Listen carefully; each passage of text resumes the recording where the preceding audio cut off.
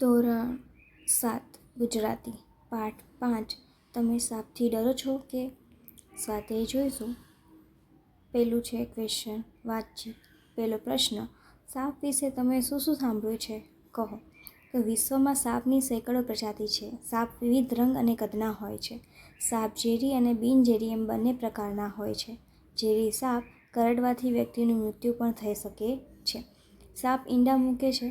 કેટલાક સાપ બચ્ચાને જન્મ પણ આપે છે. ક્યારેક સાપ પોતાના ઈંડાને પણ ખાઈ જાય છે. અજગર જેવા સાપ આખા પ્રાણીને પણ ગળી જાય છે. અમુક પ્રજાતિના સાપ ઉડી પણ શકે છે. બીજું, તમે સાપ ક્યાં ક્યાં જોયા છે? તો અમે સાપ મદારી પાસે, જંગલમાં, ઝાડી ઝાખરામાં, નદીમાં વગેરે જગ્યાએ જોયા છે. ત્રીજું છે, તમારા ઘરમાં અચાનક સાપ આવી ચડે તો તમે શું કરો? જો અમારા ઘરમાં અચાનક સાપ આવી ચડે તો અમે બહુ ડર લાગે અને હું તેને મારી નાખવાની કોશિશ કરું અથવા સાપ પકડવાવાળાને બોલાવીને તેને પકડાવી દઉં. ચોથું, કોઈને સાપ કરડે તો શું કરવું જોઈએ? કોઈને સાપ કરડે તો તે વ્યક્તિને તુરંત દવાખાને લઈ જઈને તેની સારવાર કરાવવી જોઈએ. પાંચમું, નાગપાંચમે શું કરવામાં આવે છે? તો નાગપાંચમે માટીના નાગ બનાવી તેને દૂધ ચડાવી તેની પૂજા કરવામાં આવે છે અને કુલ્લરનો પ્રસાદ ધરવામાં આવે છે. મોટાભાગના ઘરોમાં તે દિવસે ઠંડુ ખાઈને નાગપાંચમનું વ્રત કરવામાં આવે છે. વ્રત કરનાર નાગપાંચમની વાર્તાનું પઠન કરે છે. છઠ્ઠું, ઉપવાસ અને વ્રતમાં શું ફેર છે? તો કોઈ નિયમના પાલન સ્વરૂપે અમુક કલાકો સુધી ખોરાક અને ક્યારેક પાણી પણ લેવામાં આવતું નથી, તેને ઉપવાસ કહે છે. જ્યારે કોઈ ધાર્મિક તહેવાર કે વિધિ માટે તેના નિયમ મુજબ કરવામાં આવતું ખાવા પીવા અને ધાર્મિક ક્રિયાનું વિશેષ સંકલન. ક્વેશ્ચન 2, પાઠની શરૂઆતની બે લીટી ધ્યાનથી વાંચો, પછી ઘટનાની સામે સોનલે શું કર્યું તે જોડો. ઘટના અને સોનલની ક્રિયા. પહેલું છે, ભાભી પાણીયારા પર નાગનું ચિત્ર અળખતા હતા તો સોનલને અચરજ થયું. બીજું, તું ત્યાં ઊભી રહે અને ધ્યાનથી જો તો સોનલની ક્રિયા. સોનલ પાણીયારા પાસે પાછી ગઈ. ત્રીજું, કુલ્લરનું નિવેદ ધર્યું હતું તો સોનલના મોંમાં પાણી આવ્યું. એના પછી, ભાભી ગઈકાલનો બનાવેલો રોટલો આજે એકવાર ખાશે. એમાં સોનલે ક્રિયા કરી એમ શું કરવા કરતા હશે તેવો પ્રશ્ન થયો. ક્વેશ્ચન 3, સોના આવું કોને પૂછે છે કે કહે છે? તો ભાભી આજે પાણીયારા પર નાગ કેમ આખડે છે, મતલબ બનાવે છે તો તેના બાને. બીજું, ભાભી નાગને બદલે ઉંદરનું ચિત્ર ઓળખે તો શું થાય? તેના ભાઈને. ત્રીજું, મને તો નાગની વાતો સાંભળીને બહુ બીક લાગે છે તો તેના ભાઈને કહે છે. ચોથું, તો મદારીની મોરલીએ સાપ ડોલે છે એ વાત ખોટી? તો તેના ભાઈને કહે છે. ક્વેશ્ચન 4 છે, જોડીમાં ચર્ચા કરો. નીચેના વિધાનો પૈકી જે વિધાનનો મત સાપની વિશેની હકીકત રજૂ થઈ હોય તો હા અને સાપ વિશે પ્રવર્તી ખોટી માન્યતા રજૂ થઈ હોય તો ના લખો. પેલું છે, સાપ દૂધ પીવે છે તો સાચું, મતલબ કે હા. બીજું, સાપને 2 જીભ હોય છે તો ના. ત્રીજું, નાગનો મણી બહુ કિંમતી હોય છે તો ના. ચોથું, સાપ ઘરડો થાય ત્યારે તેને મૂછ ફૂટે છે તો કે ના. પાંચમું, સાપ પૂરેપૂરી કાચળી ઉતારી ન શકે તો માદો પડી જાય છે તો હા. છઠ્ઠું, બધા સાપ ઝેરી હોતા નથી તો હા. સાતમું, સાપ બહુ દૂર જોઈ શકે છે તો ના. આઠમું, સાપને કાન હોતા નથી તો હા. ક્વેશ્ચન 5, ઉદાહરણ વાંચો, સમજો ને આવા બીજા વાક્યો અને તેનો અર્થ લખો. મતલબ બીજા વાક્યો બનાવો અને તેનો અર્થ લખો. ઉદાહરણ છે, બધા સાપ ક્યાં ઝેરી હોય છે? તો અર્થ, બધા સાપ ઝેરી હોતા નથી. પહેલું, બધી દ્રાક્ષ ક્યાં ખાટી હોય છે? તો અર્થ, બધી દ્રાક્ષ ખાટી હોતી નથી. બીજું, બધા વિષય ક્યાં અઘરા હોય છે? તો અર્થ, બધા વિષય અઘરા હોતા નથી. ત્રીજું, બધા વિદ્યાર્થીઓ ક્યાં હોશિયાર હોય છે? તો અર્થ, બધા વિદ્યાર્થીઓ કંઈ હોશિયાર હોતા નથી.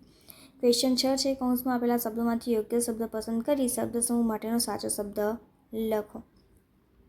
ભાભી આજ પાણીયારા પર નાગનું ચિત્ર આળેકતા હતા. પાસે પૂજા સામગ્રી પડી હતી. તેમણે કુલ્લરનું નિવેદ ધર્યું હતું. આજે એ એકટાણું પણ કરશે. ક્વેશ્ચન 7, લીટી દોરેલ રૂઢિપ્રયોગનો અર્થ કૌંસમાંથી શોધી તેની નીચે લીટી દોરો. આ રૂઢિપ્રયોગનો ઉપયોગ કરી તમે બીજું વાક્ય બનાવો. કુલ્લર જોઈ સોનાના મોંમાં પાણી આવી ગયું. તો વાક્ય બનશે, પાણીપુરી જોઈ મારા મોંમાં પાણી આવી ગયું. બીજું, બાએ સૌને માંડીને વાત કહી. તો વાક્ય બનશે, મેં પોલીસને ઘરમાં કઈ રીતે ચોરી થઈ તેની માંડીને વાત કરી. સોનાને જવાબ ન આવડતા ભાભીએ એની વહારે આવ્યા. મને દાખલો ના આવડ્યો ત્યારે મારી મિત્ર મારી વહારે આવી હતી. ક્વેશ્ચન 8. સાપને લગતી કોઈ પણ 3 કહેવતો શોધો અને તેનો અર્થ લખો. ઉદાહરણ આપ્યું છે સાપ કાઢતા ઘો પેઢી. તો એક મુશ્કેલી દૂર થતાં બીજી મુશ્કેલી આવી. પહેલું, સાપ પણ મરે અને લાકડી પણ ન ભાંગે. કોઈ પણ પ્રકારનું નુકસાન વેઠ્યા વગર વિપરીત પરિસ્થિતિમાંથી બહાર નીકળી જવું. બીજું, સંઘરેલો સાપ પણ કામનો. એટલે કે સાવચીને રાખેલી નાનામાં નાની અને સાવ નકામી લાગતી વસ્તુ પણ ક્યારેક મોટો ફાયદો કરાવે છે. ત્રીજું, સાપને ઘેર પરોણો સાપ. એટલે કોઈ વ્યક્તિ જેવી હોય તેવી જ વ્યક્તિનો તેને ભેટો થઈ જાય. ક્વેશ્ચન 9. પહેલા અને છેલ્લા શબ્દો વચ્ચે ક્રમિક એક નવા શબ્દો ઉમેરી નાનેથી મોટા 5 વાક્યો બનાવો અને વર્ગ સમક્ષ રજૂ કરો. આજે વરસાદ પડ્યો. તો પેલું, આજે વરસાદ પડ્યો. બીજું, આજે સવારે અમદાવાદમાં શહેરમાં વરસાદ પડ્યો.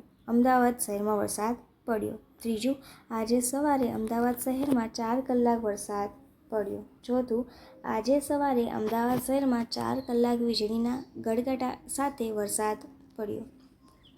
પાંચમું, આજે સવારે અમદાવાદ શહેરમાં 4 કલાક વીજળીના ગડગડાટ સાથે ધોધમાર વરસાદ પડ્યો. પછી છે મેં ખાલી જગ્યા સાપ જોયો. એમાં વાક્ય બનશે મેં આજે સાપ જોયો. બીજું, મેં આજે સવારે સાપ જોયો. ત્રીજું, મેં આજે સવારે ફળિયામાં સાપ જોયો. ચોથું, મેં આજે સવારે ફળિયામાં લીમડાના ઝાડ નીચે સાપ જોયો.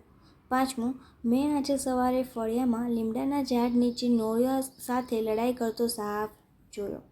એના પછી 10મું છે ઉદાહરણ મુજબ વાક્યો લખો. પેલો ભૂતકાળ, બીજું વર્તમાન ને ત્રીજું ભવિષ્યકાળ. એ રીતના વાક્યો બનશે.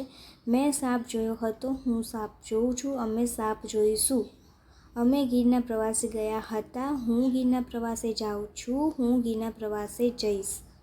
પછી ત્રીજું બનશે મેં નાસ્તો કર્યો હતો. હું નાસ્તો કરવા જાઉં છું. હું નાસ્તો કરીશ. એના પછી મેં પત્ર લખ્યો હતો. હું પત્ર લખવા જાઉં છું. હું પત્ર લખીશ. એના પછી મેં રસોઈ બનાવી હતી. હું રસોઈ બનાવવા જાઉં છું. હું રસોઈ બનાવવા જઈશ. એના પછી ક્વેશ્ચન 11. પ્રશ્નનો જવાબ લખો. પહેલો પ્રશ્ન, વ્રત એટલે શું? વ્રત શા માટે કરવામાં આવે છે? તો વ્રત એટલે કોઈ ધાર્મિક તહેવાર કે વિધિ માટે તેના નિયમ મુજબ કરવામાં આવતું ખાવા પીવાને ધાર્મિક ક્રિયાઓનું વિશેષ સંકલન. વ્રતોનું આપણા હિન્દુ ધર્મમાં ખાસ મહત્ત્વ છે.